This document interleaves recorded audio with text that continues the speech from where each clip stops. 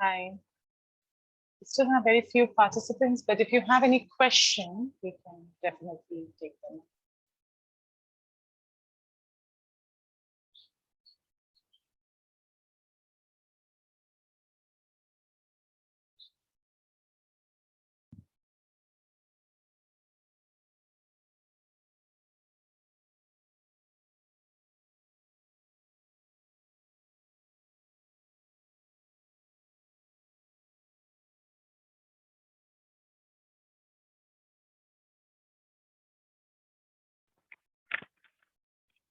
Hi, ma'am. Good evening. Good evening. Hi. Hi. Ma'am, I just wanted to check if you could just at least give me a brief, like a revision on main clauses and on the clauses and phrases again. It's a little confusing. So What I is the definitely have, confusion? basically the identification of the different parts of speech within the clause. So that's the Why would you need to do that for clause analysis? so for example, one second, I'll just go through my notes.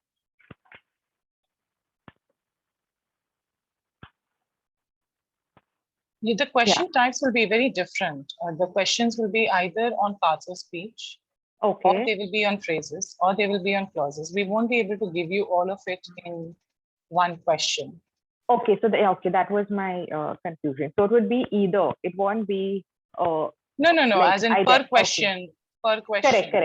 Yeah. So it won't be identify the clauses and the phrases in this. We can't ask you to do that in an MCQ, right? Right. Okay. So that was my. So you will be asked to look at the clauses and say whether there are clauses. You'll be asked to look at the phrases and say which are the phrases. And even that may be just like, which is identify, underline the part and identify which type of phrase it is. Or it could be that which of the phrases do not exist, or which of the spoka, like does the sentence have, which of this does the sentence not have, subject, predicate, object, complement, and maybe it does not have an object, it has a complement, that kind. Right. Okay. So that will basically, be the kind it will of be questions. just one of the three type, that would be asked in each question. Yeah, because it's not possible to push all of it together. Right. That was my confusion. Okay. So yeah. So that's a good question to ask, and primarily, and yes, I do plan to go over the clauses and phrases together. Just maybe in another couple of minutes, maybe more people will join. If not, then we'll start. But in the meantime, if there are any other doubts, then yes, please do continue asking.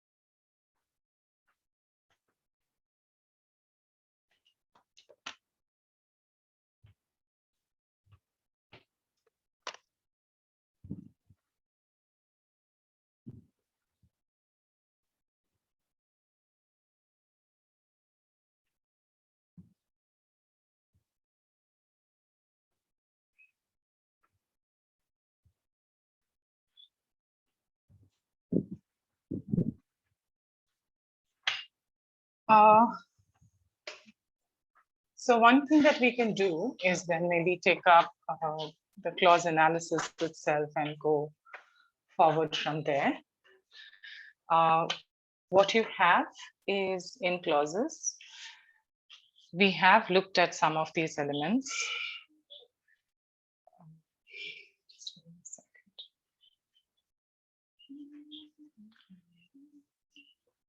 The main aspect that you have to remember is that you have an understanding of a difference between finite and non-finite clauses. So the finite clauses are those which will tell you both the tense and the action, right? So you will be able to understand that there is a tense, and you will be able to understand that this happened in the past. It also is the action of teaching that happened, right? So that is a finite verb that comes in. Then there are non-finite verbs, and the non-finite verbs are primarily verbs that do not tell you the tense. They only tell you that the action took place. So for instance, you have 3 types, and they always are in the subordinate clauses. So you have 3 types. One, which is the plea or the infinitive. The effect of the infinitive is that it tells you a planned action. Why is that important? It's important, say, if I am, asking you in the exam, there could be in the discourse analysis, it could be that you're asked what is the effect of using the cli or the infinitive in manner. And one of the questions that you would have to say is, if you give a sentence of saying, someone is saying, I want to study, I want to buy a car, I want to,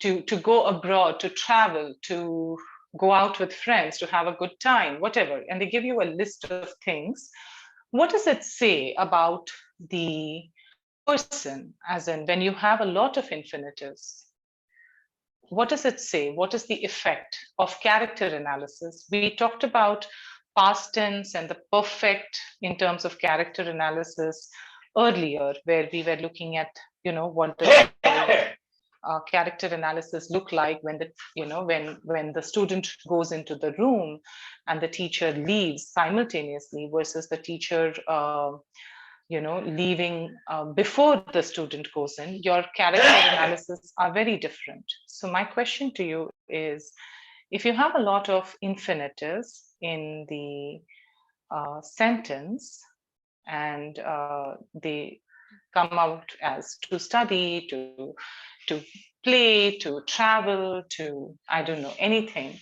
what impression does it give you of the character? That the intention is there, so he or she wants to do it, but the action is not complete because there's no tense. Okay, yes, so there is, they have, so one of the things that you do get is that they have a lot of aspiration, they have hope, right? Which, does it tell you something about the fact that they are hopeful, right? When you're planning something, you're definitely someone who is forward looking. Does that Right. give you a sense of the action, right? So you're now able to do a character analysis based on an linguistic, right? That is why you talk about stylistic and linguistic analysis. So there is a linguistic feature, which is that you have a lot of to do, to have, to be, to, all these, to the planned action, desired action. Another thing that it tells you is that they definitely are not very happy with their present. Okay. They don't seem to be too happy or complacent about their present. Even if they're not unhappy about it, they are not, they don't want to just, they're not satisfied. Let's put it that way. So you get that other sense as well. So the way that we look at and try and say, a character has to be talked about, you can say, the character is dissatisfied. The author can just tell you that the character is dissatisfied with his lot in life. But another way that the author could indicate to you, not tell you, but indicate and allow you to deduce the meaning as a reader, is by telling you all that the character wishes for. And obviously, when the character wishes for something in the future, it will have a lot of, non-finite infinitives, right? That is the planned action. Do you get the difference as to how you could do character analysis based on this linguistic evidence?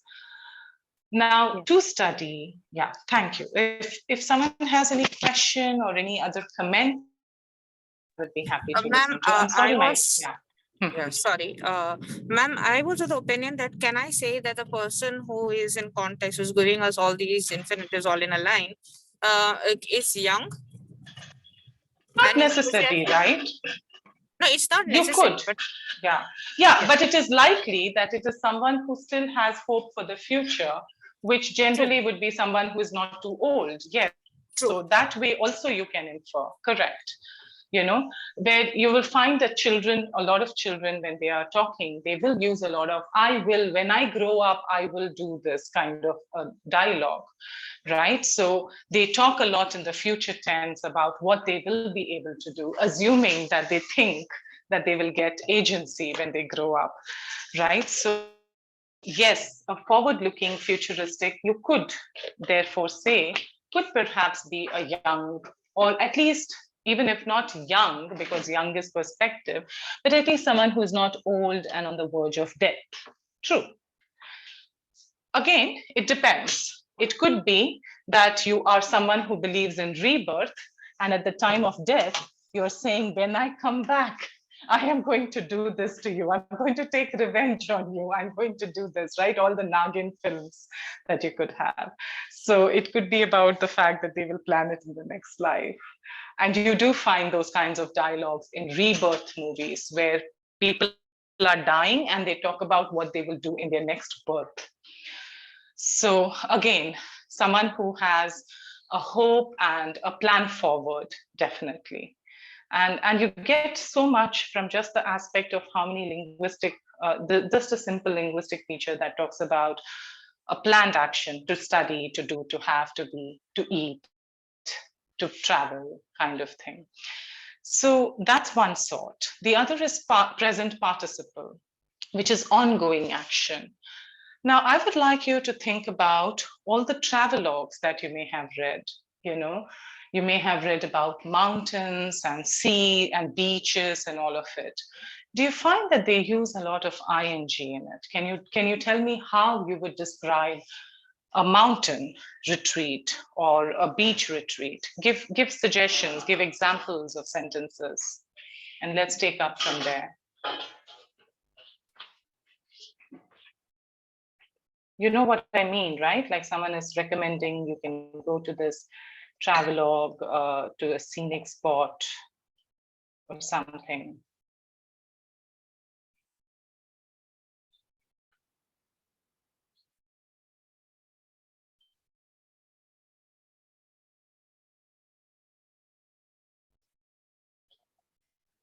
Ma'am, is it that we are expecting that we could go for mountaineering, or we could go Anything, like you could, how will you describe the place? describe the place?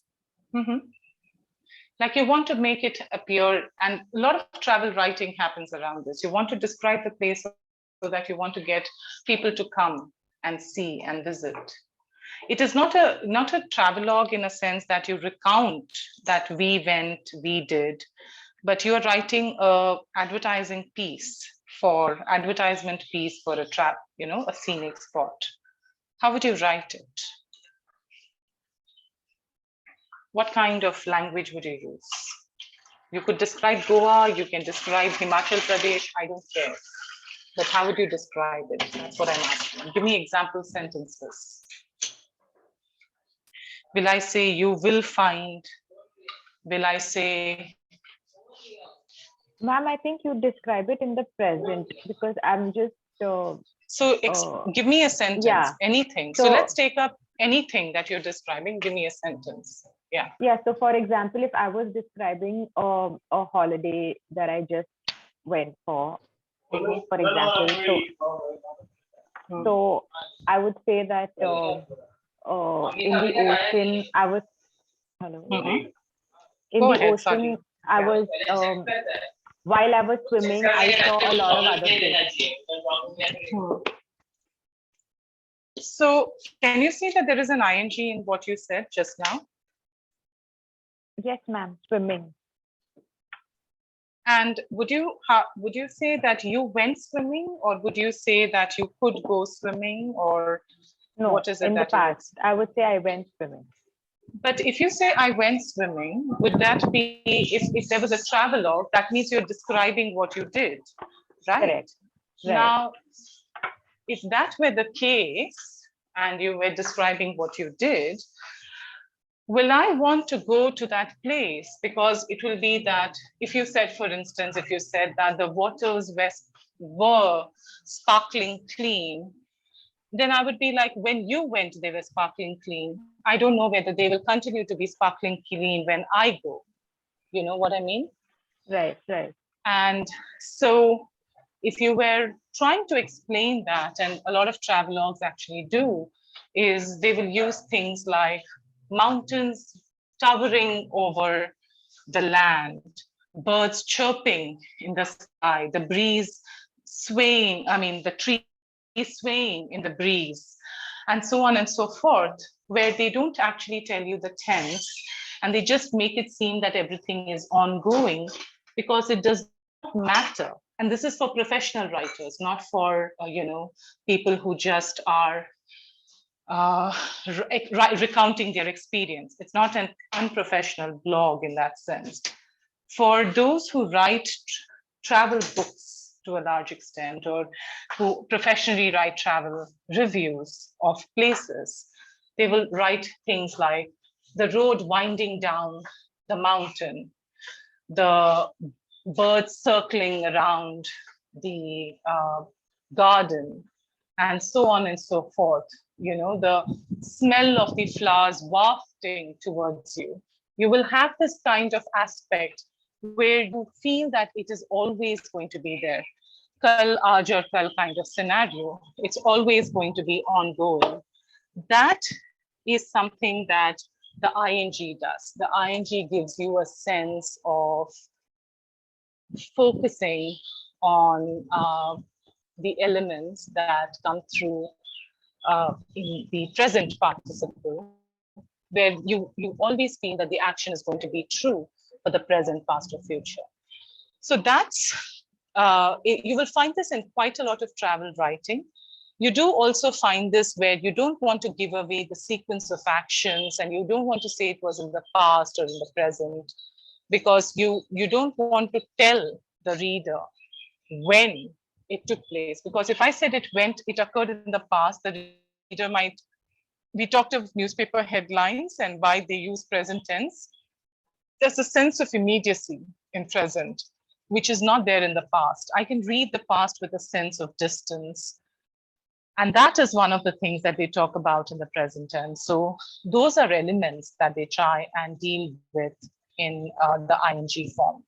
So the reason why we use an ing in many cases is to indicate that the action is ongoing. And we want to indicate that the action is, it always gets a sense of continuity without grounding it in either the past tense or the present tense. And definitely not in the future tense, because that's much more difficult to imagine, actually. So a lot of your writing actually comes there. And of course, I think I did the menu card example with the past participle 2 classes ago. But menu cards use the past participle completed action for a reason. They give you a sense that the action is completed.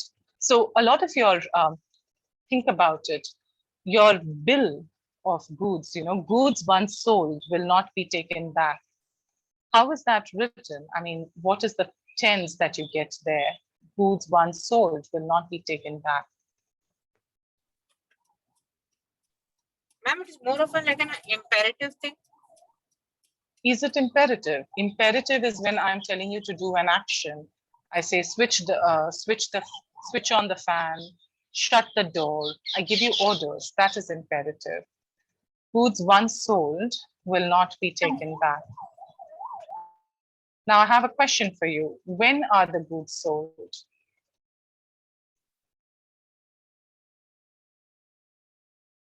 This sold, when are the goods sold? This is a passive voice construction. It should have had an are sold, were sold, will be sold, something, but it doesn't have it. It just has it as a tense of, sold. It doesn't have are sold or were sold or anything. So what does sold tell you? When are they sold? In the past. When is that past?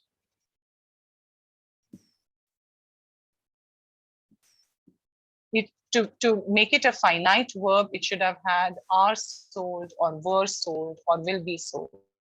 Why is it that the bill of sale has this, and you have seen this in so many shops on every bill, goods once sold will not be taken back. This is a legal document that tells you that this is what's going to happen.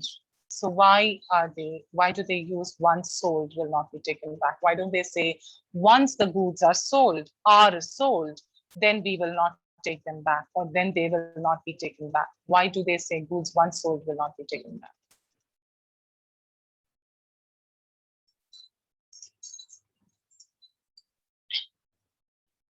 You were right in saying that it has happened in the past, but think about it. It is just telling you that the action is completed, but you don't know whether it was completed in the past, whether it is completed in the present, or it will be completed in the future.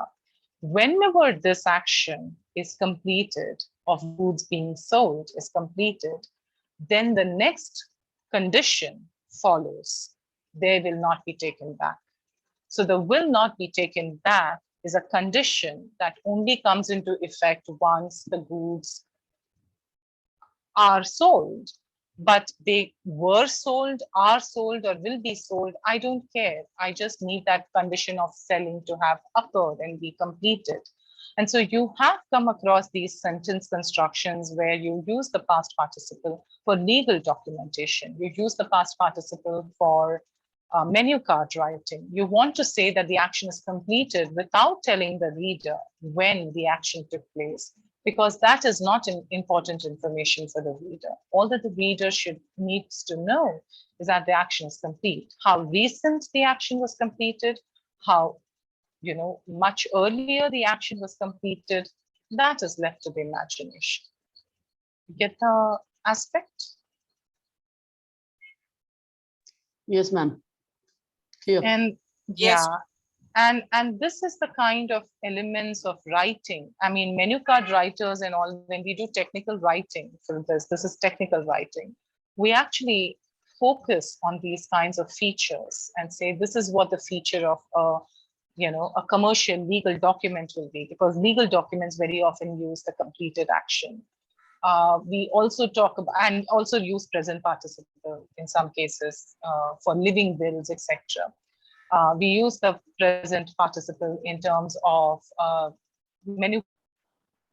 Definitely tell them this is what you should use. For travel writing, we tell them that this is how you should write, or that you must only use this, but that the use of it, the prevalence of it, will make it seem that it is continuous. It is unfolding in front of the eyes.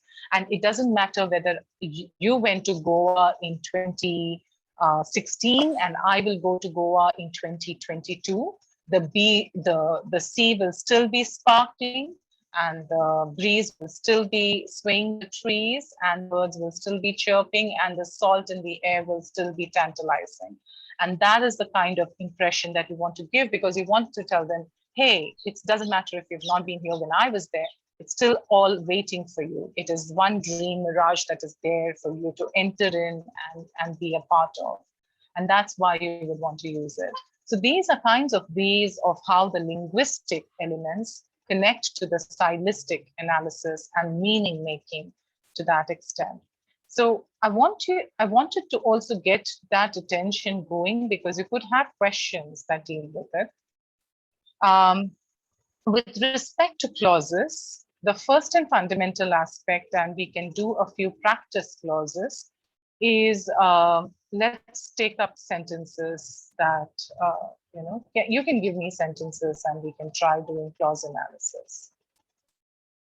Anyone wants to give me a sentence?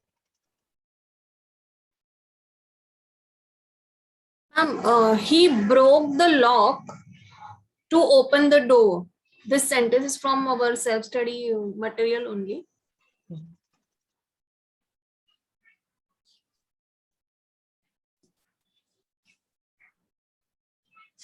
So can you tell me how many actions are there in the sentence? How many actions are there in the sentence? Two actions, ma'am. Correct. So one is the broke, and the other is To open. yeah, and to open. So that I'm just going to kind of italicize because that's easier for me to do now. So to open, and to open because it's obviously a plea that is coming there. So now you have a sentence. That means there will be two clauses in the sentence, right? Because there are two actions, there will be two clauses in the sentence. The main action is there's only finite verb for he broke the door. So that is an MCL that comes down right at the beginning. The other one is, okay, now where is the beginning of the next clause bracket going to be? Open. To open.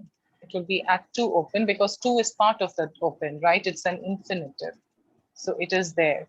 So what you will have is to open, and this is your clause. And this is what kind of a clause is it? I already gave away the answer, so I'll just continue. It is an a clean. It's an adverb clause of which is infinitive.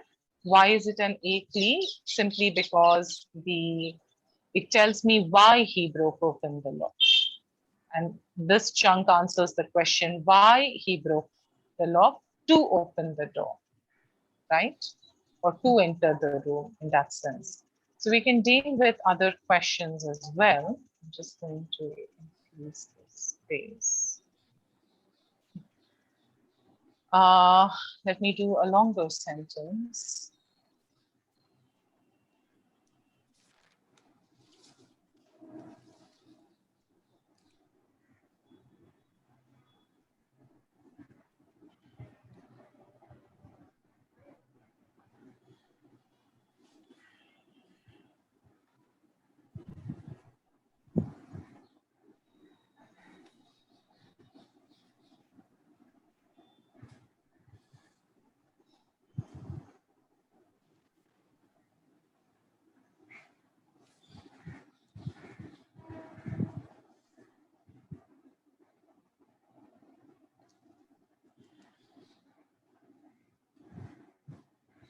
Okay, what about this one?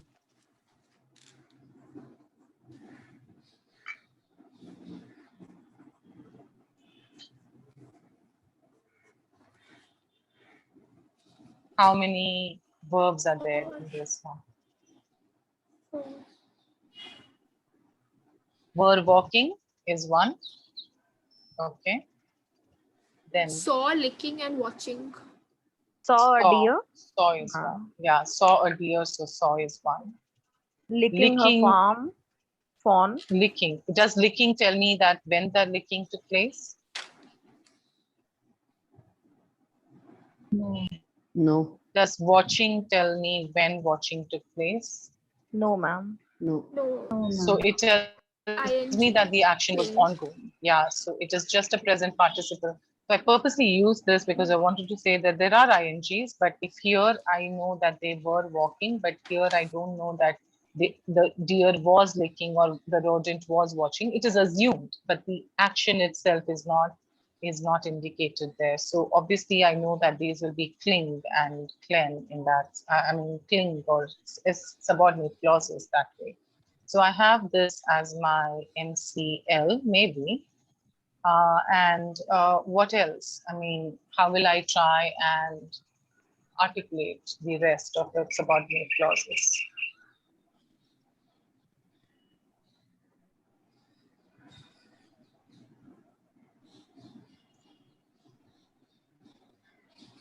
Okay, let me ask you this. What did they see? A deer. A deer. Did they see licking only the a fawn. deer? And also rodent.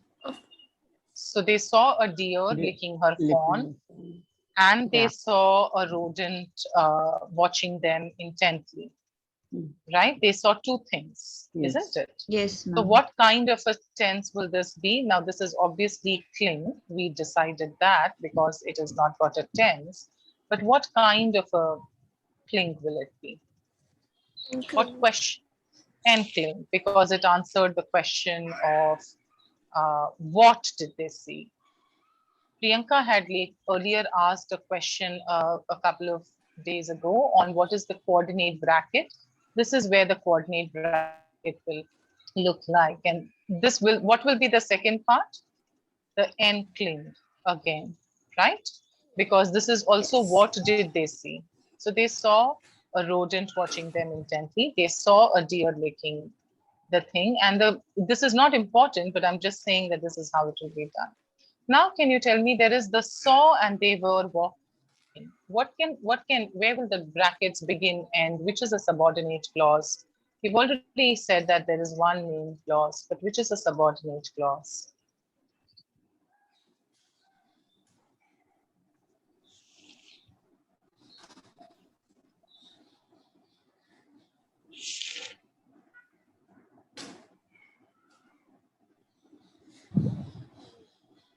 Will it be they were walking down the road?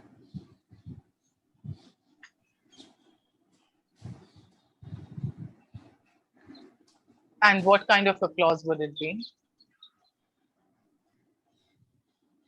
On ACL.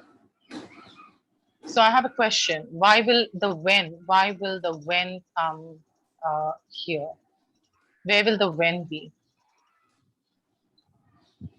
Will your tense, will your clause end at they were walking down the road, or will your clause end at when?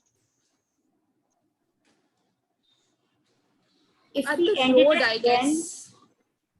Because you are thinking that it has to make a complete sentence chunk, but it is when they were walking down the road, okay. they saw it. So Okay. because you're again trying to bring in your right, that if I had said when they were walking down the road, you would not have had a Yes. problem, right? Yes. So it would have a when there, and this is the part of literature writing versus your things. Fortunately for you, most likely you're not going to be asked when the clause ends or begins. That's the good part, because I mean, that's a good question actually to ask now I think about it, but it's also one of the trickier ones. Where will the clause end or begin? But ideally, this is how you would chunk it.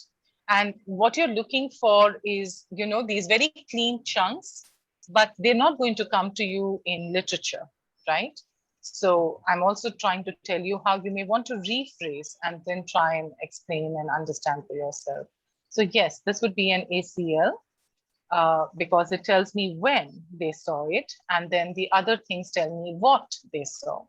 So right, that is how you would be looking at.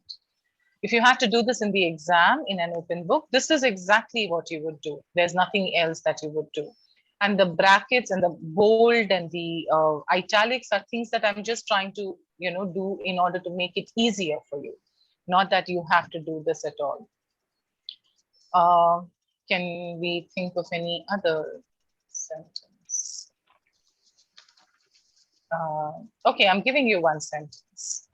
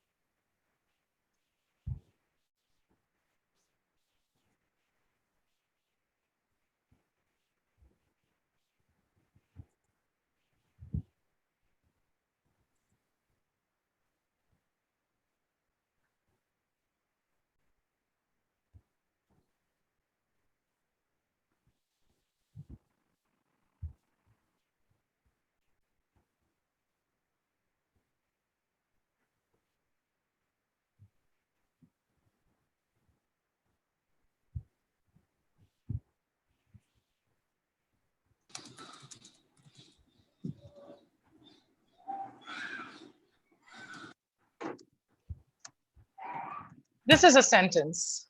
Is there a 10? How will you try and answer the sentence, analyze the sentence? Let me ask you the question on this. How many clauses are there in the sentence? 0, 1, 2, 3.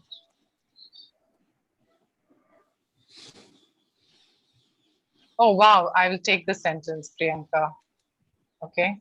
I will do this sentence, but I can get you scared first put looking this- at these sentences. Can you tell me how many clauses are there in this sentence?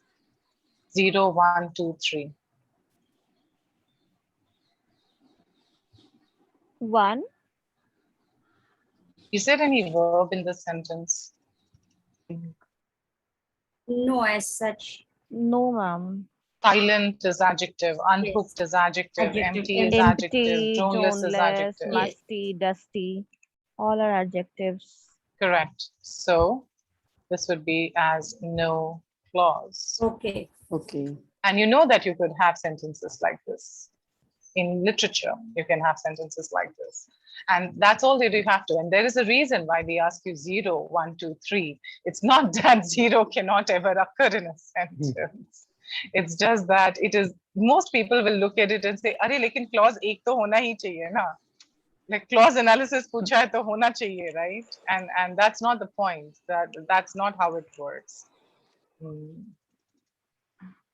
I'm going to take the sentence that Priyanka very kindly typed out and do the clause analysis for it. Did I not get it? Wait a moment. Copy.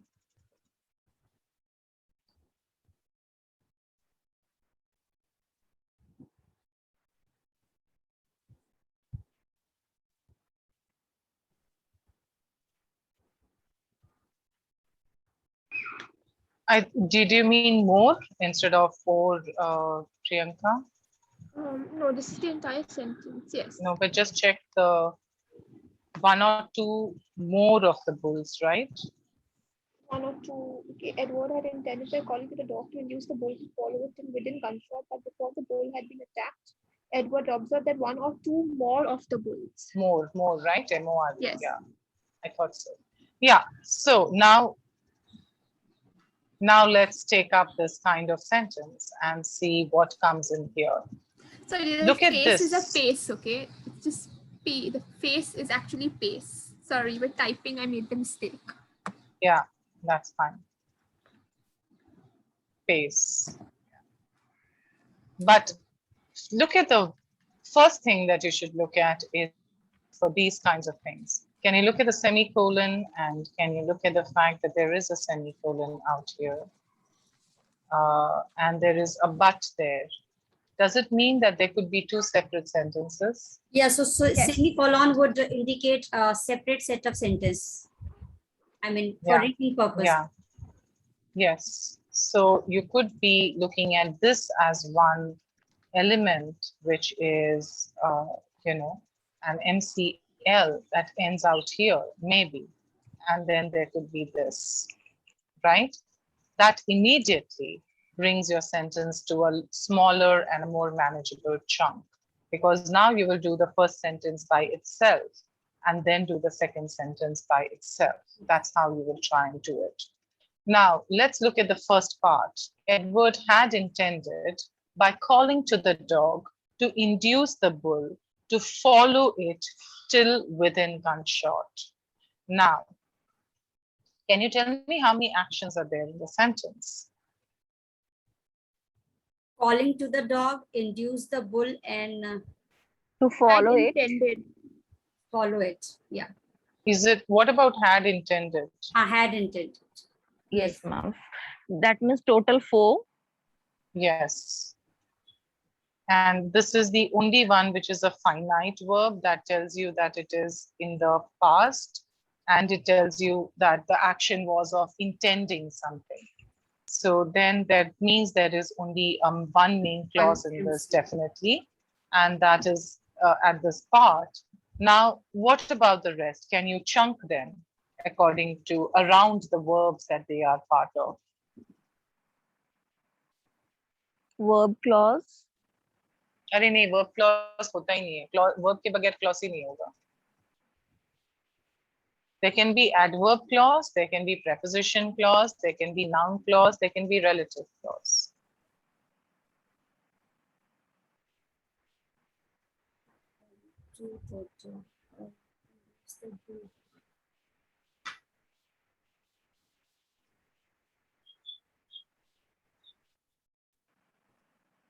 By calling whom? By calling to the dog, would that be a noun?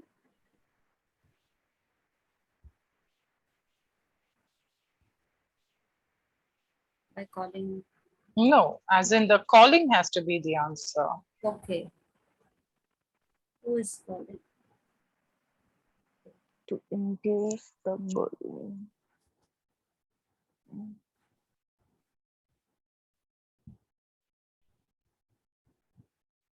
Who is? Actually, Edward had intended to induce the bull. So what had Edward? So to induce the bull to follow it still within gunshot should be something that's going to start from to induce. Okay. So to induce the bull. So that should be an NCL according to me. But it should be an NCL. He Or had would it be a- intended. What had he intended? So that is what you're looking at, right? Now, would it be an NCL Yes. or would it be an NCLI?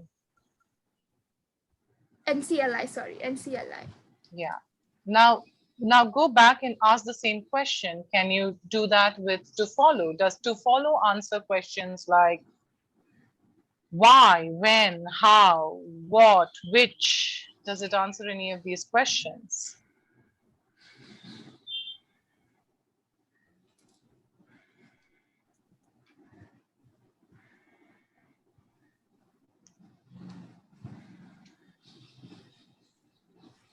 It's definitely not which. It is not a relative clause.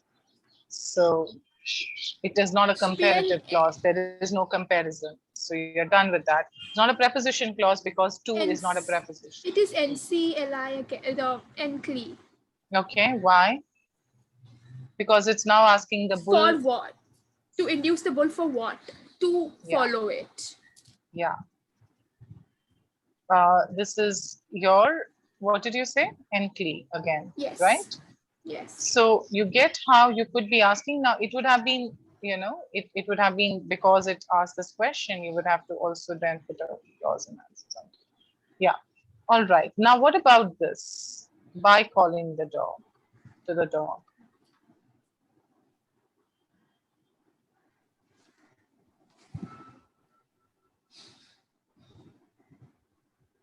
This chunk.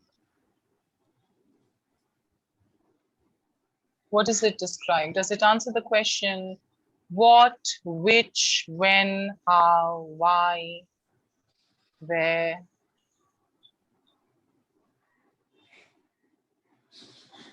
It is Edward had intended is the chunk, because calling to the dog over here, if you say calling to the dog, what had Edward in what he had intended? I was thinking like that. No. We've already said that the main clause has to be the main finite verb will be in the main clause, and INGs and clen and everything will only be subordinate clause. And, you know, by calling to the dog, does had intended tell me, does it answer what calling, when calling, where calling, how calling? So just his intentions. So what does it do? I call him to the dog. What calling? No, if by calling has to answer the question, does it answer the question of anything? Does it have to answer the question to had intended? Can it answer the question to induce? Will it be? I don't know. I'm just assuming, because by How? is How did he intend to induce the bull? By calling. Very good. Now, how did he intend to induce the bull? If I'm saying how did he induce the bull, then you know that it has to be that the noun clause actually begins here. Okay. And then you have, because it has to, right? Because the how is answering how to induce. And so then it would have to be a part of the subset. The answer has to be part of the subset of the question. So then you could look at it and say a-cli. Yeah, go ahead. Yes, Priyanka. Yes, it'll be a-cli, right? Yes, it'll be a-cli. Sorry, I made a mistake. I was thinking it to be the n-cli. No. So the ently is going to be applicable in this sense when you're looking at the ently. It is applicable to the to induce. So where is the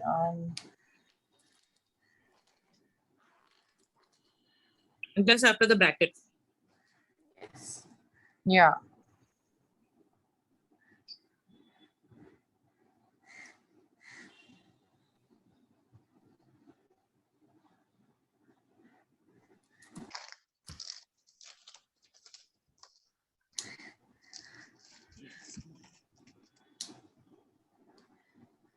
Sorry, 1 second. I just wanted to indicate to you all where the, I mean, for those who are not able to see too clearly where the ently actually applies. Just give me a second.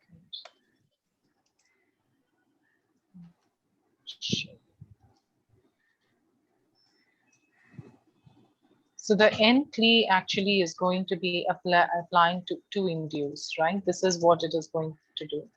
That's the ently for you. And the acly applies to the aspects. So this is what the application should be.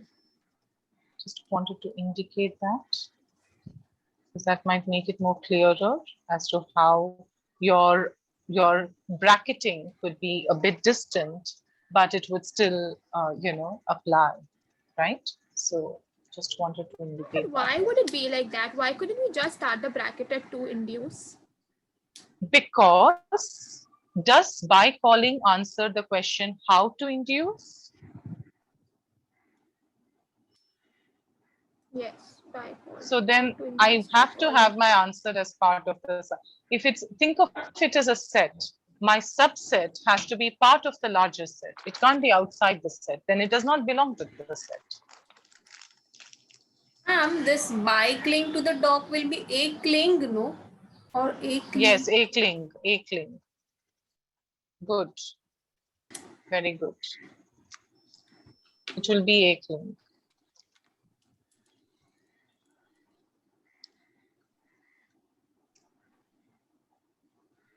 Okay, we have come here. This is a longer sentence. We came here. Can you tell me what about the rest of the sentence? When we get Complicated. sentences like this,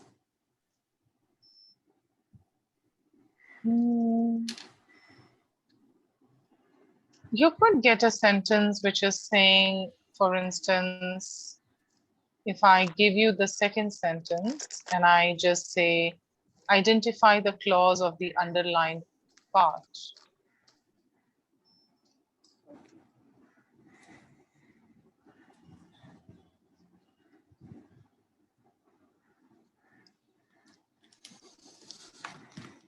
I will What just kind of a back clause this is 1 it? second. Yeah.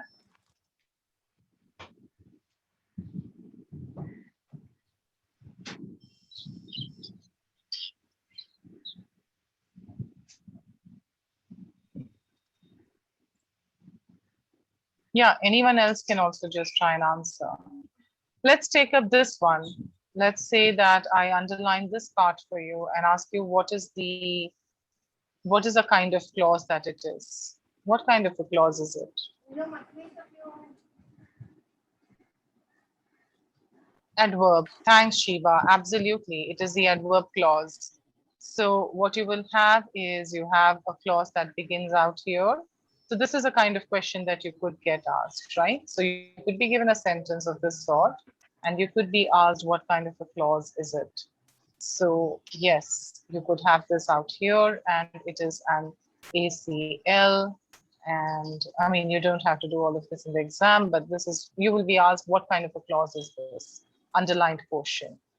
Or you could be asked which of the following is the main verb, and you could just be asked the verb of the main clause, and you could be told observed or had left, or it should not be heard anyway, it should be heard.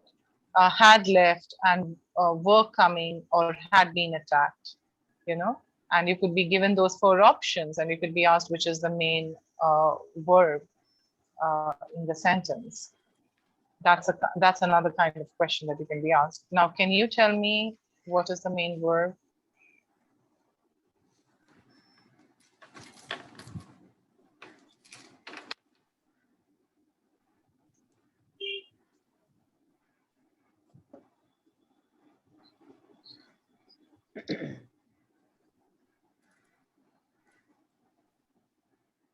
These are your, I'm doing this so that you realize that these are your verbs.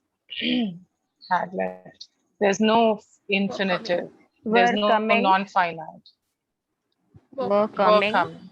Yes. Work. What is the main verb? I asked you of the 4 verbs that are there in the sentence. Another question. The first question could be that before the bull had been attacked, if I underline that part of a sentence, I might ask you, what is the verb? That is one way of asking a question.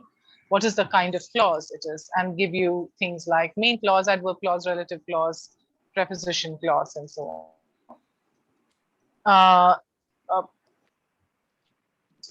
In the second kind of question that you could get on this, addressing Priyanka's question, you could be asked, there are these 4 verbs. So we identify them and ask you which of the following is going to be a verb of the main clause. You know, had been attacked, observed, had left, were coming. Which of it will be the main verb? What is the main action in this sentence? Observing. Observe. Correct. So that is the main, that's a kind of question that you could be asked. So then that leaves you with, if I underline this part for you and ask you, what is this? Noun clause. Because it says observed what, Yes. right? And observe One or that two. 1 or 2 were coming. Exactly. Is it only one thing that he observed, Edward? No. No. And coming at a rapid pace towards him. Correct. So were coming at a rapid pace towards him is also a noun clause. And that's also going to be there. NCL. And that will end at him, right? And if you want to look at how those angle brackets are used, this is how they would be used in this kind of a sentence. You would also have them used at the end here, because there are 2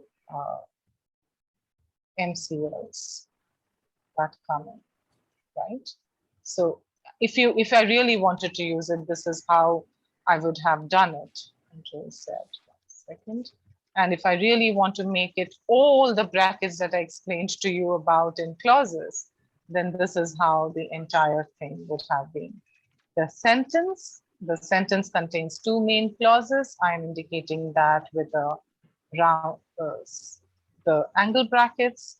Then there is, within that, there is the square bracket, and within that I have all these other brackets and subclauses and subordination within subordination and coordination within the main clause. So those are the kinds that you would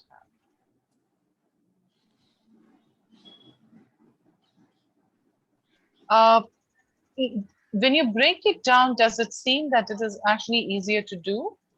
When you're going to be asked only questions like this, and you just have to identify what is this verb clause, this chunk of clause going to do? Does that seem easier to do? Yes, much better than the entire sentence. So you might be thankful for the kind of, question paper setting that has had to happen as a result of COVID, right? So Absolutely. not all bad. Okay, so let's look at another sentence while we are here and maybe do phrase analysis at this point. And you got how you are, and how you got how the ing by itself does not really mean that you will just, necessarily have ing. It could be Yes. calling where it should have been he was calling, or something of that sort. That was not there, so a cling, but here were coming, and so it would be just an clause, a finite clause. In the phrase analysis, now I'm not going to do the phrase analysis the way it is done in the book, or the way that we would have expected to do in the exam. For that, you can go and watch the 2021 videos and check out how that is done. It's a very complicated process. It is, even if I just want to talk about, I want tea. that is green, okay? Or I want a book that is unique, if I want to write it in this manner. Now, to do a phrase analysis, and I'm just doing this as an example, to do a phrase analysis, you have to understand that clause analysis is mandatory.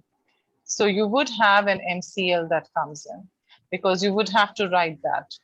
Why? Because within every phrase, within every clause, you will still have to do a SPOCA, a phrase analysis with a SPOCA. So this is your, I'm not even going to ask you, this is an RCL. You want which book? One that is unique, okay?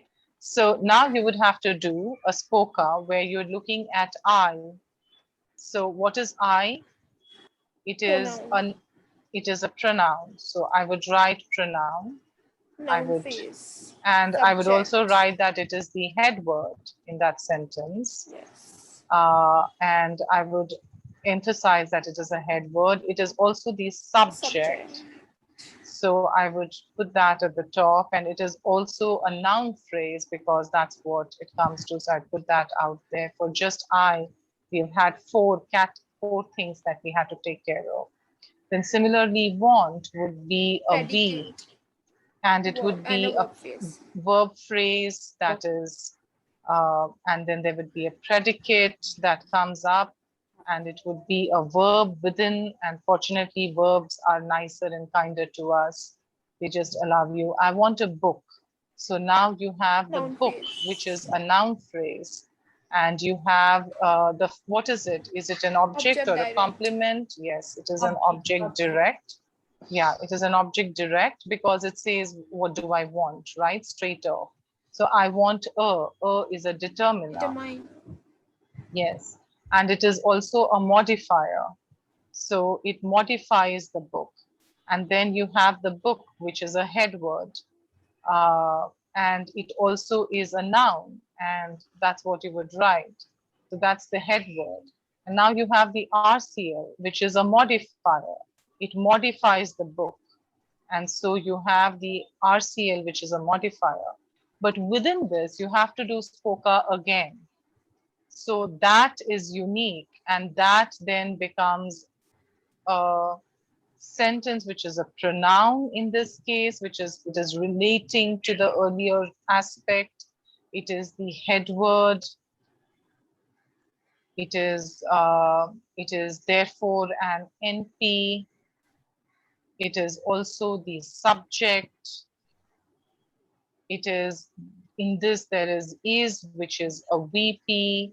It is a, so Predicate also. yeah, that is easy. The best part in phrase analysis is that you will get all the subject, you will get the subject and predicate most likely, at least that much will happen. So that's easy about it. And so some marks to mili jayega in that sense.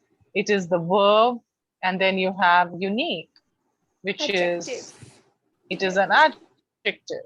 So it is an adjective that comes in, and it is the head word that is there because there's only that one word anyway in this phrase. And it is not a modifier because it is now coming in SPOCA. So it is an AJP, and it is a complement. It is telling me more about the quality of that. And so it is a complement. And in phrase analysis, I had actually given a suggestion to you all that the phrases of a complement, the way that you might want to look at it, is that a complement typically, will follow the verbs to be, to look, to appear, and so on and so forth. That's what they will do. So you could look at this part out there and check. So they will appear with the verbs to be, to look, to appear, to seem, to feel. He felt unwell. He seemed fresh. She appeared ghostly. She looked beautiful. She was you know, a good singer, or she was good. So that's an AJP. Good singer would not have been AJP. So she was good. So that's an AJP. So that's a compliment that comes in. So that's something that you may want to remember.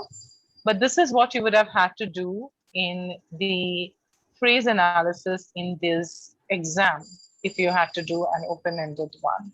That's one of the reasons why you have 5 marks for one sentence, okay, in the open book, in the written exam. In this exam, what you would have more likely than not is I ask you questions in this manner. So let's do that.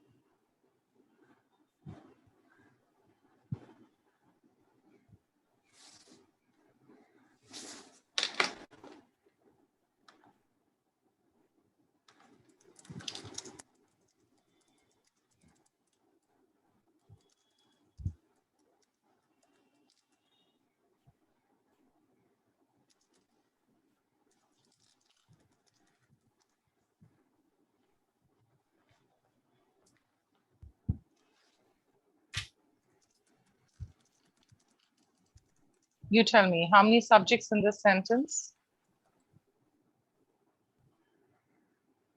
They were nowhere to be seen.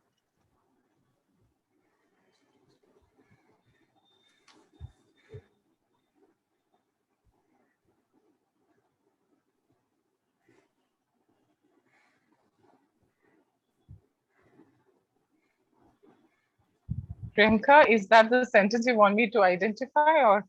Yes, One. yes. One subject, they. Yes. So 1. Ritu also said 1, I think. Yeah. Yes. How many predicates? How many verbs? There is only one predicate. Right? To be seen, How many verbs? there How many were action 2. words? 2. 2. So then 2 predicates. yes. So even You if you have remember? one subject, you can have 2 predicates. Yes. Yes. The predicate is, how many VPs are there? Okay, predicate equals to verbs. Oh, predicate equals to VP. There's only VPs can be predicate. Go back to this chart. I really can't make life more simpler than this. I never ever. I mean, I hate doing this because it's like not only spoon feeding but pusifying inside your mouth in that sense. But this is what you will have to think of and do. That the verb phrase, and it's also the reverse is true, right? It's not just that it is going from phrase to function. It's also that function does tell you the form in a way. So yeah, okay. So two predicates. How this sentence does not have a noun phrase, an adjective phrase, an adverb phrase, or a verb phrase. Obviously, verb phrase is out, right? It does have the verb phrase. Anything else that the sentence does not have? Adverb phrase it doesn't have, right? What is nowhere? Adjective phrase it doesn't. Adjective phrase, ma'am. It doesn't have an adjective phrase because nowhere is a adverb. They were nowhere. Oh, okay. Ma'am, I was just still looking at the first sentence. That's why I'm wondering. I was on the first one. Sorry, No, ma'am, I this missed the sentence. sentence. Yeah. Yeah. This is the sentence. So AJP. Right? So that would, so just from one sentence, by the way, please note the number of questions that could be asked, right? So it's not like you would have, I mean, we're not limited in that sense by asking questions. Do you want this sentence to be done? Is that what you meant to type this in? Because it's also existential angst that could be seen in this. Priyanka, Yes, yes. solve this. All right, let's solve this.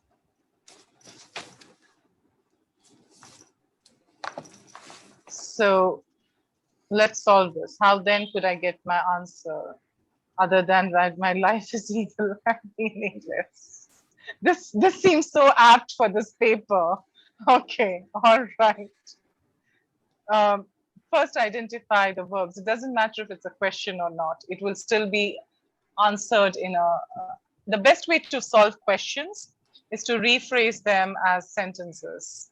That's how you will be able to chunk better. For instance, earlier when I was giving this part and I said the when, I mean, when was it, where was I doing that? Yeah, the when, and I said that it will end at when, and I rephrased it for you and said when they were walking down the road. You will have to kind of rephrase in this for you to really be able to solve. But first, let's identify the verbs. Could and is. One. Could, Get. yes.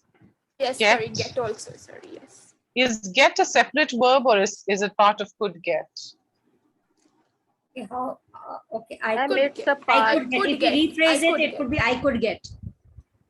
Right. That's one of the reasons why I keep telling people rephrase.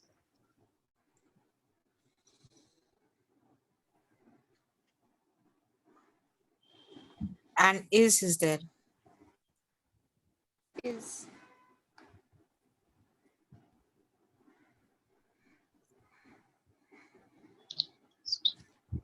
Just want to highlight that these are connected. Willing to spend the time to just ensure that that happens.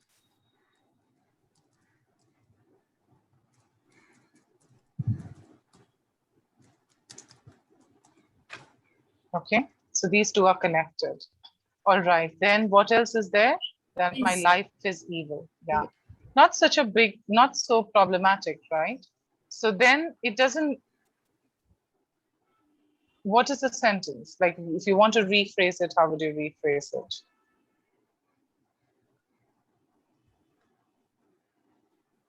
I could get my answer.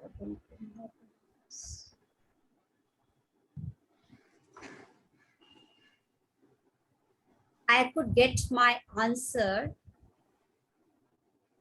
I could get my other answer. Okay, this is how I could get my answer. That my life is evil and meaningless. Or I could get my answer, even if you take off the how, this, you know, this is, I could get my answer that my life is meaningless.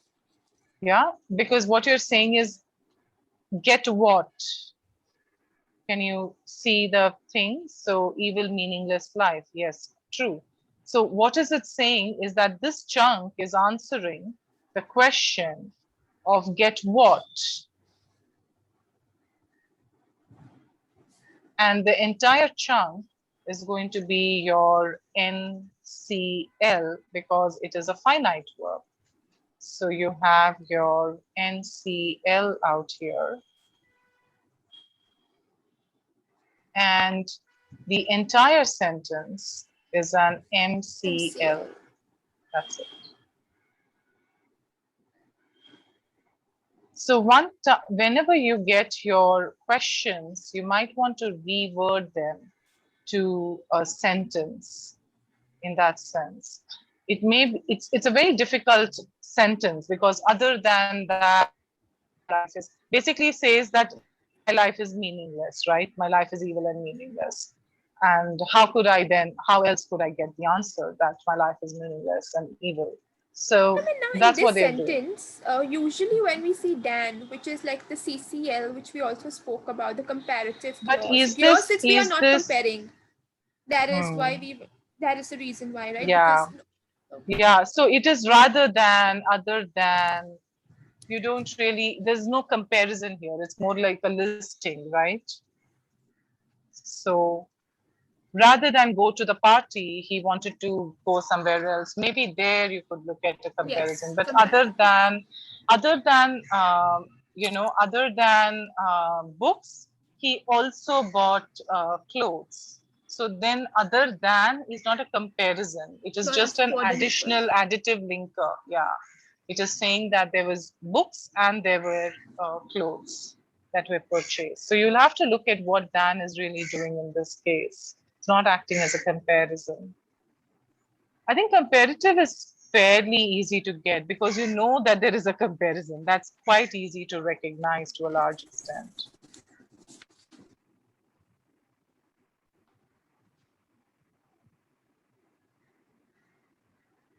Yes.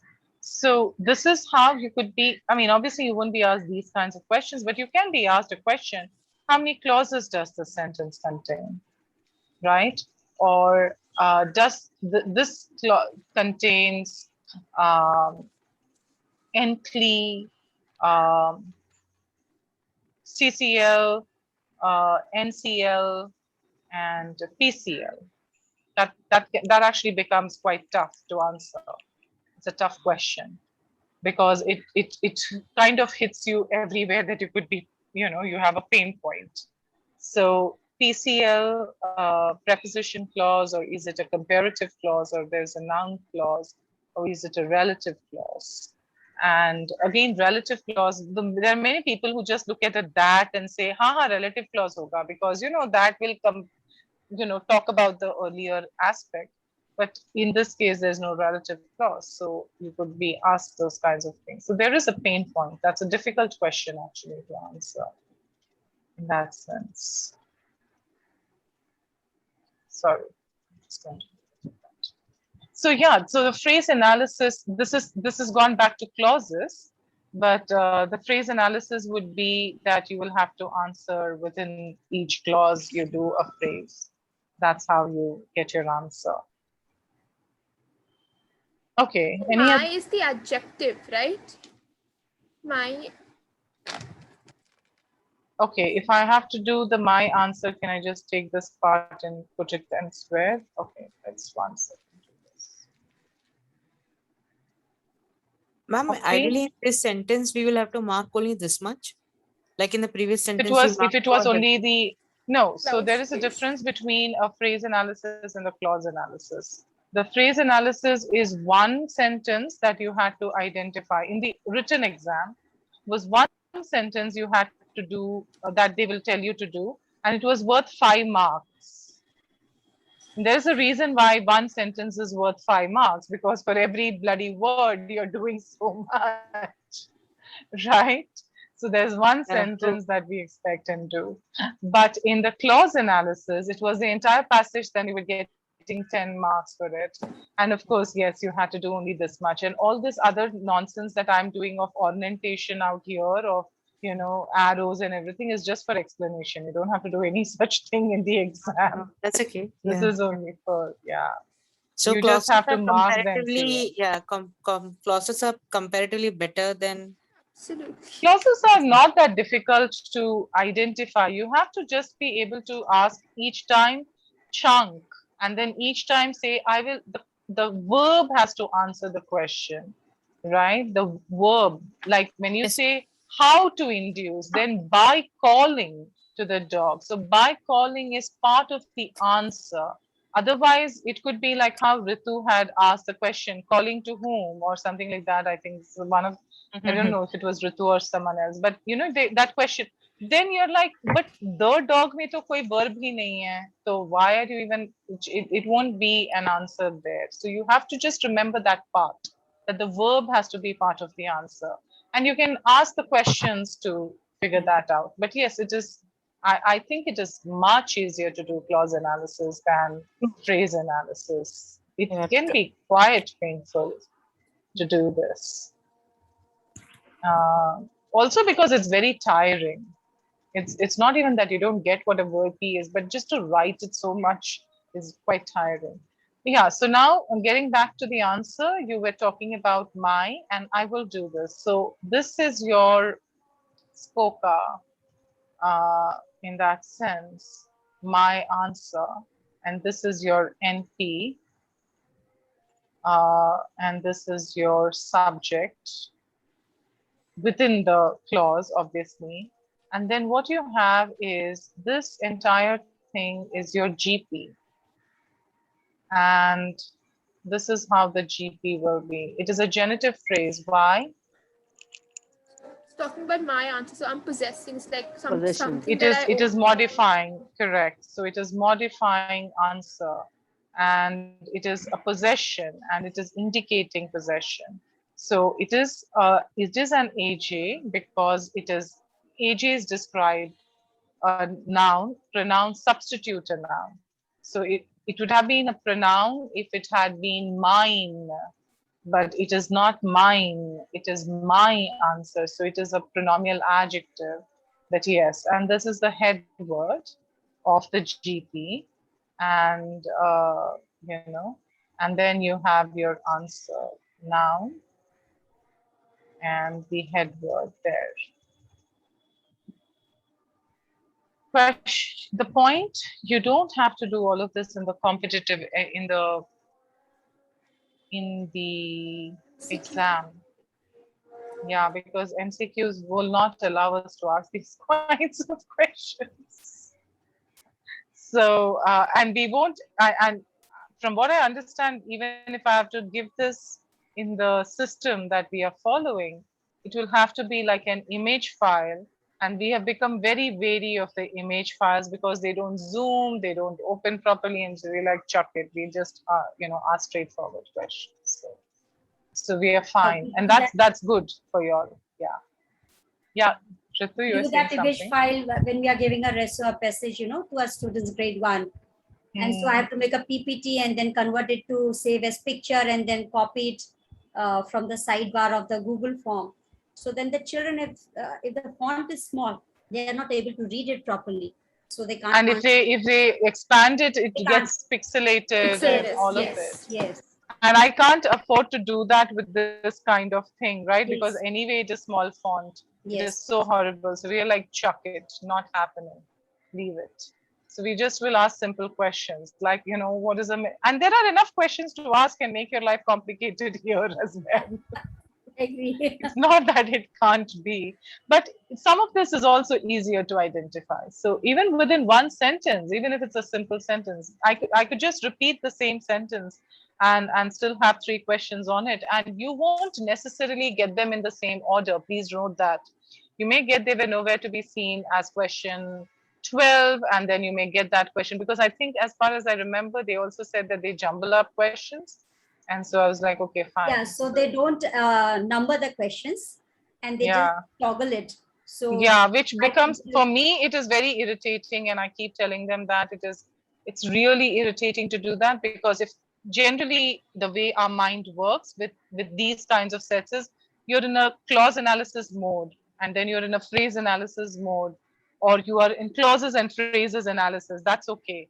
Suddenly you are jumping back and forth between linguistic analysis and clause analysis, and then going back to clauses. It's just a lot of gear shift that is happening. It's quite difficult. And it's still all right in this paper. It is very disconcerting in, when you're going back to the same novel, question 3, and then question 12, and then question 21 on the they same can novel make list. sections for that. So one novel paragraph, they can take that. We're not, I don't know whether we're using Google Form. I think it is another vendor. Okay. So anyway, if it were Google Form, then yeah, you could. But yeah, no, this is not Google Form for sure. It's some complicated system. Anyway, that's a different part, and I don't care, and I think they do, because we are told to mark it and map it to units. But one of the students last time had said, I got these questions in the most random order, and I thought I had done with the text, and then again they came back to the text, and I had to, it's startling to recollect all that you have to remember of the text to be able to answer it. So it becomes a bit perplexing. So yeah. Anyway, so these are the points. This is where we are. To quickly revise, you will get questions on short notes, which is unit 1. They are conceptual questions. You will have your clause and phrase analysis, that is your lexis and things. You can get questions on parts of speech, right? So there could be two words underlined and you could be asked a kind of question that you can be asked. And this is,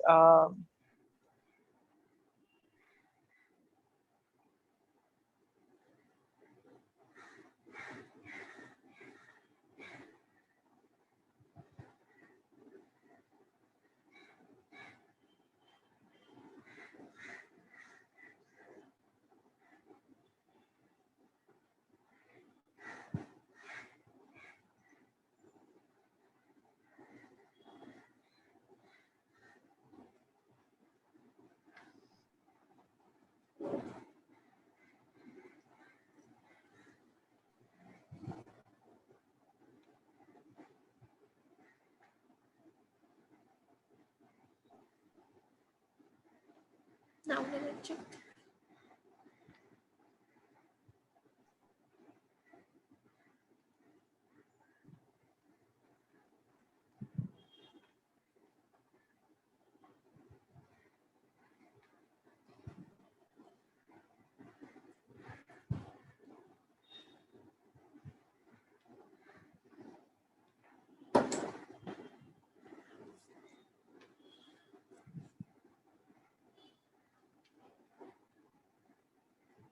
I'm running out of, obviously it was a bad choice of words to take up. But yeah, because noun would have been it's easy. noun But I and can also adjective. do, yeah, I can Ah. also say adjective and adjective. Just because I know that that just becomes, it's a bad choice. I should have done answer, I mean, I should have done some other ones. Anyway, yeah. So yeah, easier one, you could just say noun and adjective, right? But these are the kinds of questions you can be asked about the parts of speech as well. In the given sentence are which of the following. So that could be something that you're asked. So there are multiple ways of asking questions that, you know, could elicit for us what you understand of it. What would have been difficult for you is this, if I had underlined than, you know, and put it as conjunction or preposition or what, you know, adverb, that would have been difficult. What is than in this case? Conjunction. Both of these are conjunctions. They're a paired conjunction. Other and than both now. Yeah, because this in this case it is acting as a conjunction, isn't it? And it's acting as a paired conjunction. Okay. Like I couldn't possibly, other by itself would not have a meaning of its own, right? And that's it's like a rather than kind of a scenario. That would be a pronoun here. Yeah, that would be a pronoun here, yes.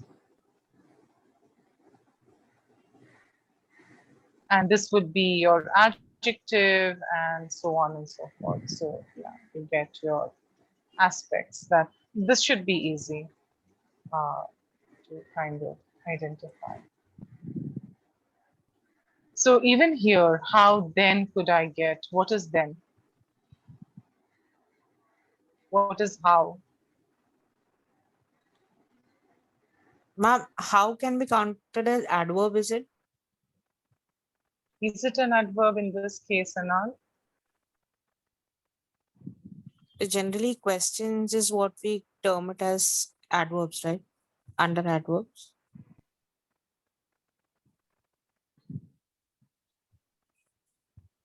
Did I do types of pronouns with you?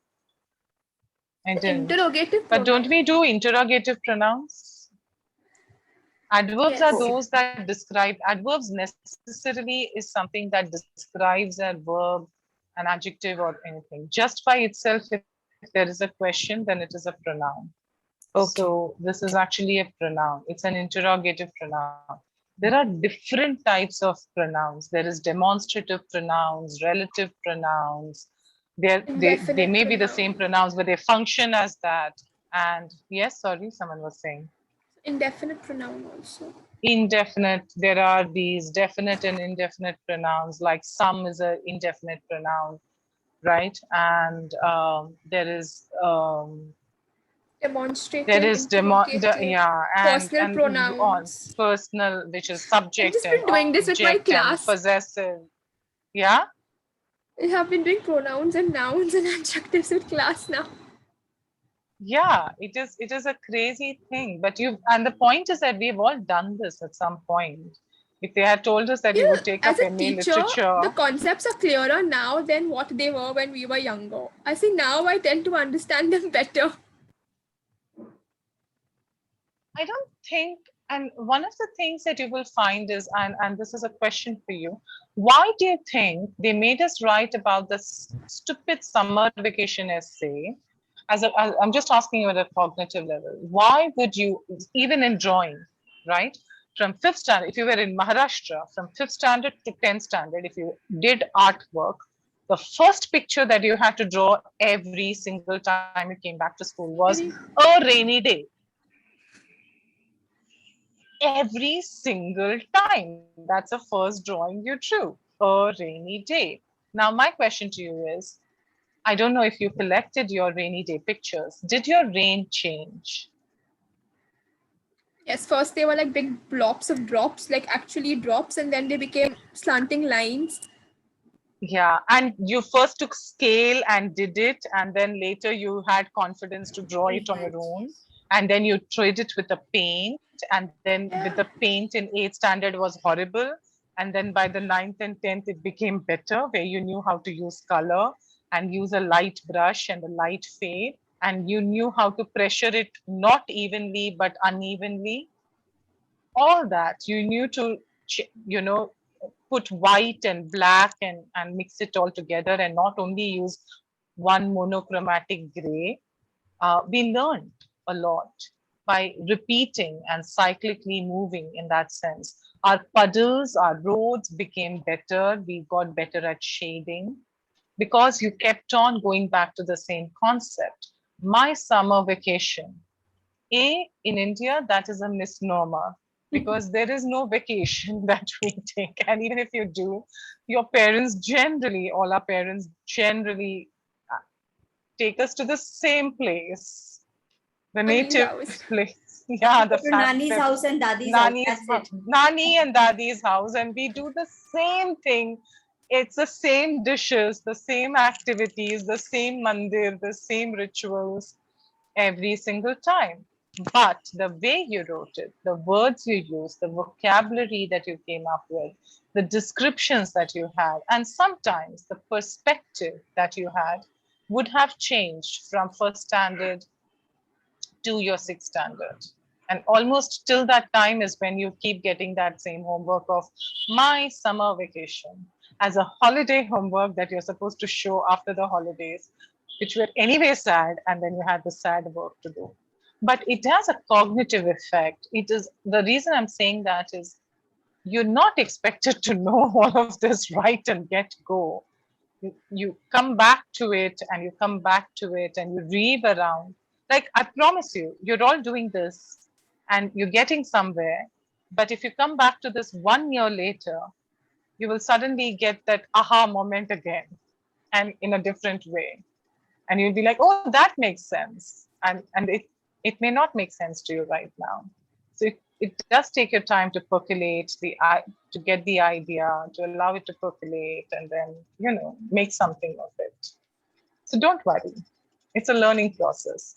When I was in my MA, when I had to do all of this, I was literally tearing my hair out saying, "Ye kya karna hai iska? And what is this bloody thing? And why are you making us do all this nonsense?" And teaching my friends and everything and them asking questions, all of it was so painful at MA. So I understand where you're going, what you're going through. But my other point is that unless you go through this process, you won't ever come out of the tunnel and feel happy. So it's fine. True. You will feel that eureka moment at some point. It may not even be, for me, it was after my exam. Like I wrote something in the exam and then I came out and people were asking me and I was reflecting on my answers and I was like, that seems to make sense to me now. It didn't even make sense when I was writing. So, yeah. It's and also when you're teaching and while you're doing it. So it's all right. And that will be applicable to all your other papers as well. So don't worry about it. But yes, you can keep coming back to it. And I think if nothing else, grammar teaches you that part, like maths teaches you that part, that you can keep coming back to numbers and still fall in love with them and still not know them. Yeah. So, okay. Any other questions or queries or doubts that you have on the kinds of questions we may get? I think I've covered the kinds of questions you can be asked. Yes, ma'am. And it may be very repetitive, but those are the kinds. So hopefully that should take care of it. Yeah. Any other doubts? Anything else? Ma'am, have you given the slides on the Telegram channel? If you go to the Google folder, the quiz, something that's on the Telegram channel, there are 4 links. The first one is called the Google folder link. That is what this folder, it will take you to this folder. And in this folder, you have the last slide. The last one is called UoM, University of Mumbai, Linguistic and Stylistic Analysis. You also have other colleges slides because I just decided I will just let you have them. So that's all there, but they're all different, differently done. Some of the, I mean, they may seem repetitive because I've been using the same slides, but each class kind of is different. And so the sentences are different. The way I may have explained certain things other than these kinds of things may be different. But yeah, there are all the rest is there. And this is open. I think anyone should be able to access it. So that's the first one. And so the slides are there. And then you have the other one, which is what I give for people who tell me that they want to get some material, but I'm not necessarily teaching them. So I just direct them to littylinksblogspot.com. And it's a very old, I'm never ever gone back to this, but it has much of what your points are from the old syllabus paper and has the answers. So these are questions that you will come up with the next semester. But yeah, this is, and you have all of this in your notes in that folder. And anything else? And then you have the playlist, YouTube playlist. Yeah. So that's, I think those are the 4, you have 4 links that are given. Yeah. And in the latest link, video, I had shared a link with you all, and that link I have put up under the YouTube in the description itself. So you can just check. If you did not get the link for the practice, then you can just check in the video and you should be able to get it. Been trying very hard to ensure that it gets updated the same day. So you may get questions of this kind. And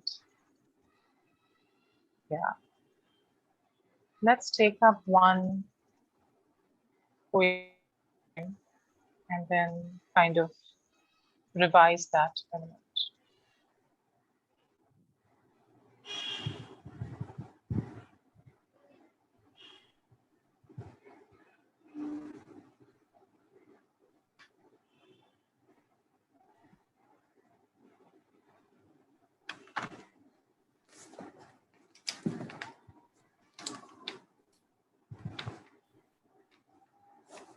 Have you read Confessions of a Born Spectator? No, ma'am. It's something that I had actually read when I was in 7th or so. I can't remember when, but it was in school. And it's one of my favorite poems for that reason, because it seems to talk to me. One infant grows up and becomes a jockey. Another plays basketball or hockey. This one, the prize ring, hates to enter. That one becomes a tackle or center. I'm just as glad as can be, that I'm not them and that they are not me. So if I just, and there is a reason I was doing this.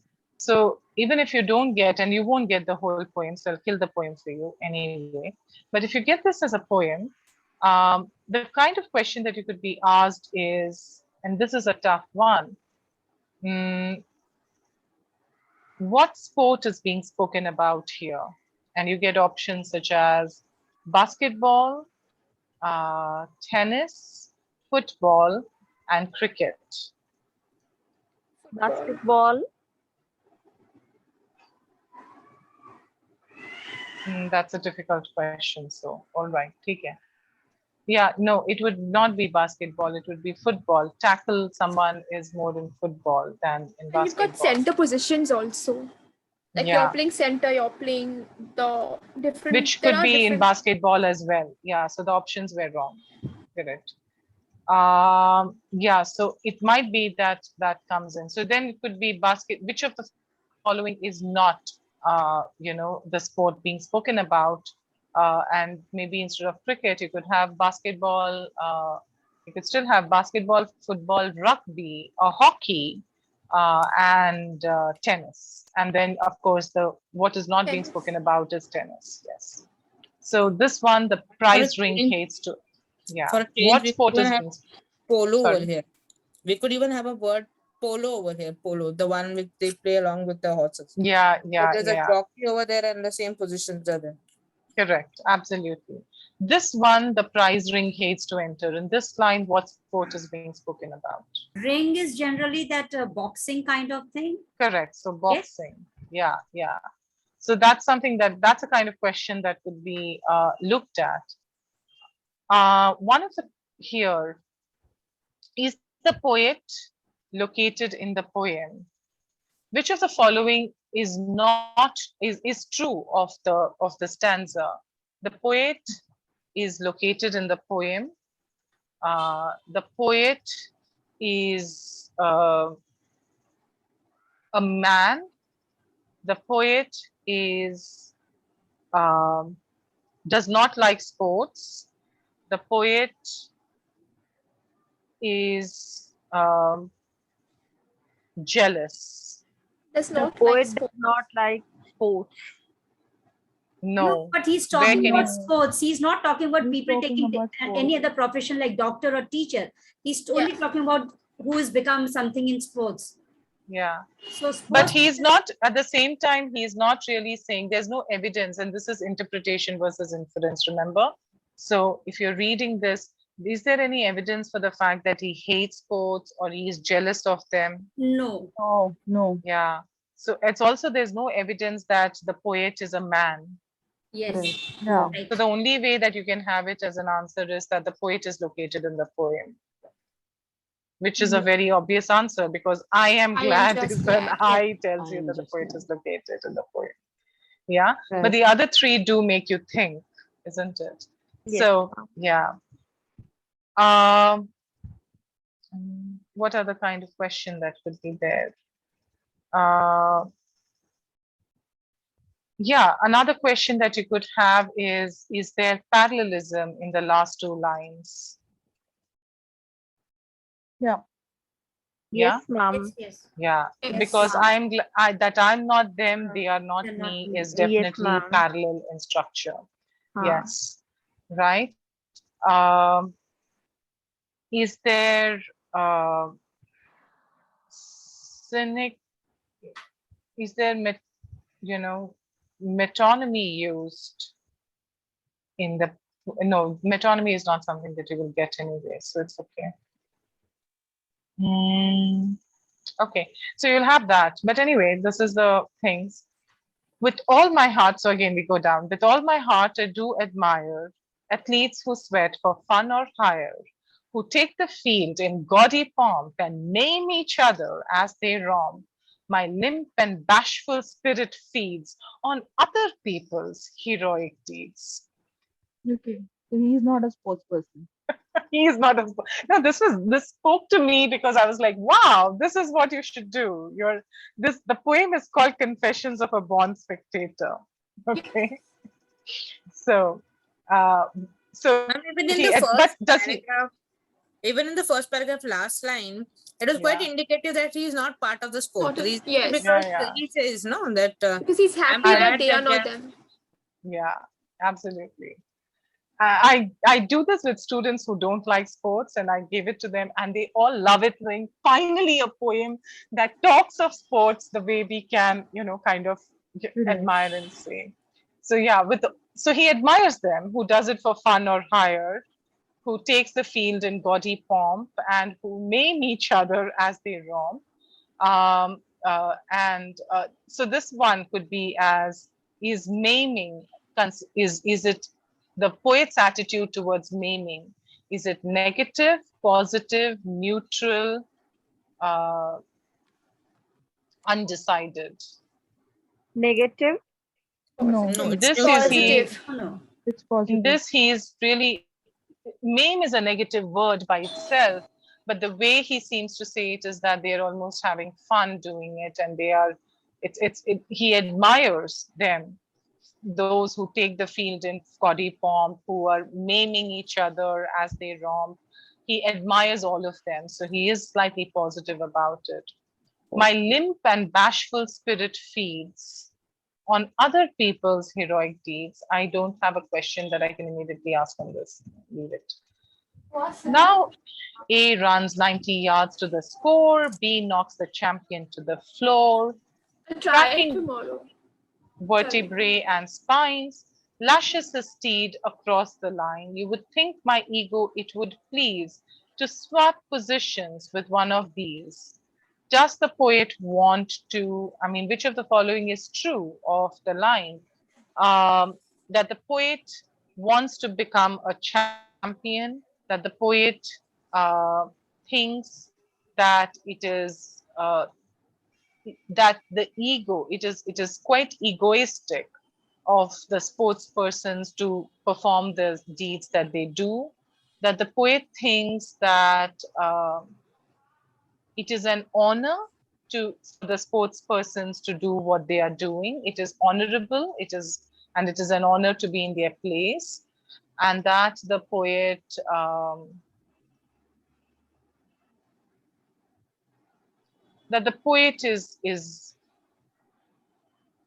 is an underachiever. The poet is not an underachiever. We don't know that the poet is an underachiever from these lines. So yes, that is not there. Which of the following is true? Can they ask a rhyme scheme? Yeah, the question could ask, is there a rhyme? Which of the following is a rhyme scheme? A, B, C, yeah. So the options can be like A, B, B, C, C, or it could be A, B, C, or A, B, C, or something. But generally, we don't ask that question because it sounds like, it's like a give. But yeah, that's a possibility, but generally not for meaning-making questions. What I'm asking you right now are meaning-making questions largely. And so I even forgot the options I had given. But yeah, the poet wants to swap positions. No, he does not. Right? The way he's saying it is, he says you might think that I want to swap positions, but he's generally not. The poet thinks it is egoistic of the players to do what they're doing. No, No, egoistic has a ma'am. negative sense. The poet thinks it is honorable for the players and it is an honor to be in the position of the players. Yes, because that's how he's talking, that it might be pleasing to be in their positions. But the poet is an underachiever. Again, you don't get that because we don't know from these lines that the poet has not achieved anything in life. He doesn't seem to have achieved anything in sports from what he is himself, recounting. But we don't know that he's an underachiever. So that's how you may want to answer those questions and ask them that. Well, ego, it might be pleased enough, but zealous athletes play so rough, they do not ever in their dealings consider another's feelings. I am glad when my struggle begins. It is prudence and ego. Prudence wins. When the swollen eye meets the gnarled fist, when snaps the knee and cracks the wrist, when official dumb demands, is there a doctor in the stands? My soul in true thanksgiving speaks for this modest of physiques. Athletes, I will drink to you or eat with you or anything except compete with you. To watch you gamble, buy tickets worth their radium, to watch you gamble in the stadium and reassure myself anew that you are not me and I'm not you. So anytime that someone says, oh, you should do sports, you should just give them this poem and say why you should not do sports. True. But yeah, just want to go back to the kinds of questions that you could be asked, and also the kind of, other than figures of speech, recognize them, etc. You can be asked meaning-making questions, and just wanted to revise that aspect. Okay. Yes, over to you all for whatever questions you have.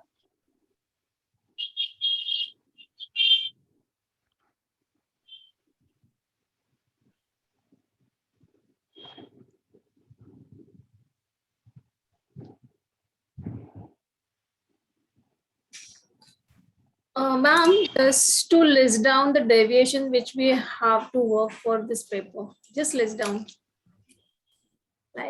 What do you have it for the paper? Yeah. To learn for this SEM 1 paper, the deviations, yesterday you told now for the student centric, they might ask you which deviation it is. Okay. So I just want to know, like from the syllabus, from this only, I just want to list All down. the deviations are important, right? As in, just trying to see what is there. All of the deviations would be important.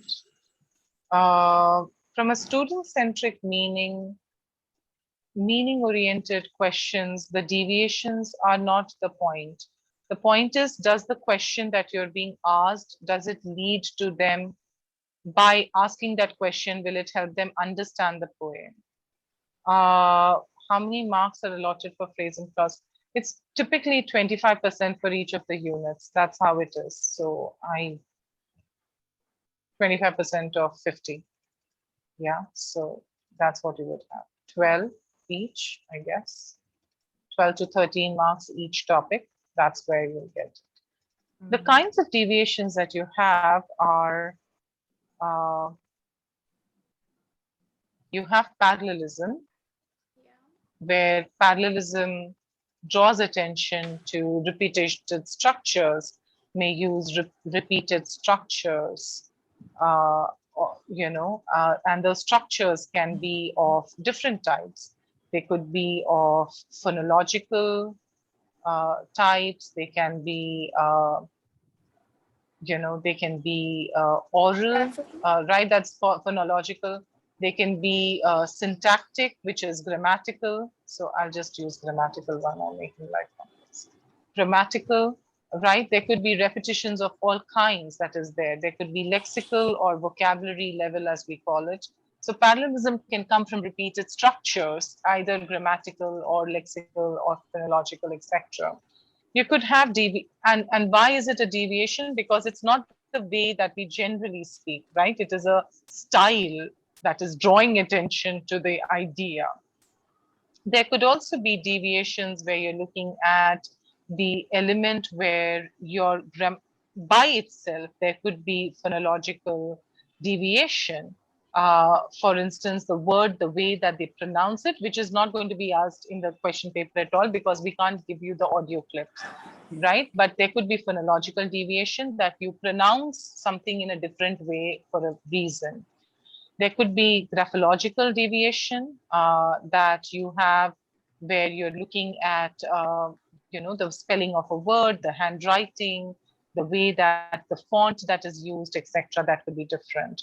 There could be lexical deviation, which is the vocabulary. And within lexical deviation, it could be that there is neologism, which is a new word that is being used, or there could be archaism, where you use old words, or there could be, there could be just a very unique way of presenting an idea, that there could be a lexical deviation in terms of colloquialism, right? And colloquialism can also come in grammar. But you could have just a word that only some people use, like native place, that is colloquialism. There is syntactic, or what we will talk of as grammatical structural variations that could be there. And that's because, you know, you say away he went. You know, this is not how we will typically write it. Instead of writing he went away, you would write that away he went. So that becomes a way of, you know, drawing attention to the structure in a sense. And there could be semantic in the sense, there could be pragmatic and meaningful in a sense when you're using deviations of parallelism can also use tautology, right? So there is lexical where we could have used tautology that comes in. So all of these are there, but the point that comes in is that you will have to answer why are deviations used? And the question in student-centric learning will always have to focus not just on the form, but the purpose of the form. Why has it been used? What is the element that comes in that focuses on? Ma'am, highlight, to bring to notice. That's basically foregrounding, right? So deviation is one way of foregrounding. Yeah. Is it that Deviation way? is one way of foregrounding, yeah. Foregrounding has many techniques. Parallelism is one of them. Deviation is another of them. Yes.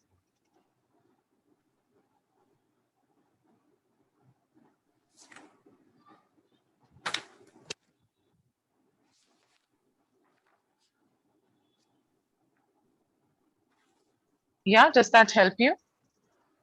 Or does that answer the question you asked? I don't know whether I Yes, answered ma'am. it. I want this only actually. Thank you very much.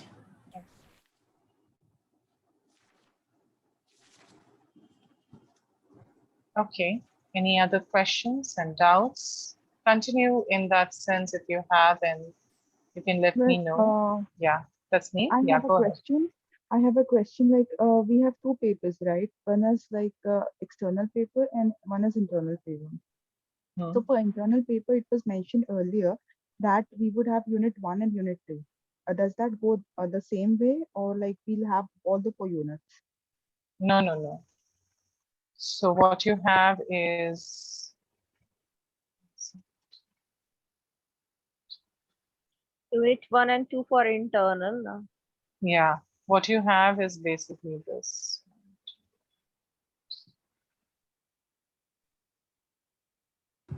Ma'am, I have one more question. We know that internal is for 40 marks and 20 questions being asked. But in terms of the external, there are 50 questions and 60 marks. So would this mean that one question would hold more than a mark? Yeah. Or how would that, so, okay. They have their own That system. all the questions are mandatory. There would be no, choices like this, like you can attempt these many questions, all are supposed to be attempted. Yeah. Yes. Yeah, Your all of students them are are supposed to. choices. They themselves are choices as such, each question. Yeah, absolutely. But then probably how are they going to calculate? That's the So question. unit 1, I'll just tell you, in unit 1, there are 12 to 13 questions. Unit 2, there are 12 to 13 questions. And I'm saying 12 to 13 because the computer chooses this, all right? This is how it is. Unit 3, there are 12 to 13 questions. Again, unit this is 4 something that the same. computer, we give more questions and the computer chooses from there. And then on the day of the exam, you get it from there. That's a pool of questions. So no one really knows what you're getting, including the teachers who set it. So this is how you will have in terms of 12 to 13 questions. And obviously 2 units will be 13 questions and 2 units will be 12 questions, because that's how you will get your total of 50 questions. With respect to internals, what you're going to get is typically this. Unit 1, you're going to get 10 questions. And unit 2, you're going to get 10 questions again. So that's how it's going to be. And the marks division for the internal is that, yes, as you pointed out, it is going to be 2 marks per question. And in this, it's a very easy thing. I mean, what you're talking about is, how are the marks converted? Every one of us who's teaching in school has done this. We can, we can convert it at the drop of a hat. Your total is counted, and then from the total, your marks will be calibrated to out of 60 or whatever. Yes, ma'am. So that's how it would be. So in this, it is very simple. You know that each question is worth 2 marks. In this, it is out of 50, but then you will be asked, to formulate answers from that angle. You will just have to be, it just has to, what do you call it, be calibrated that way. That's it. That's a very simple Excel sheet thing to do. I'm not even going to get into that. That's not even our concern. That is one thing that the machine actually does properly. So that's fine. Yeah, so you get these. Ma'am, the dates of external exam are not declared yet, no? 18th onwards. The timetable is 18th not declared. onwards. No, it's not. But this paper should not be too difficult to, now I hope, too difficult to answer. Yes, ma'am. So, all right. Yeah, that takes us to the end of all our sessions, and I had fun. So thank you all for joining me, and have all the very best. Yeah. Thank you, ma'am. Thank you, ma'am. Thank you. Thank you, ma'am. Thank you. Thank you, ma'am. Yeah.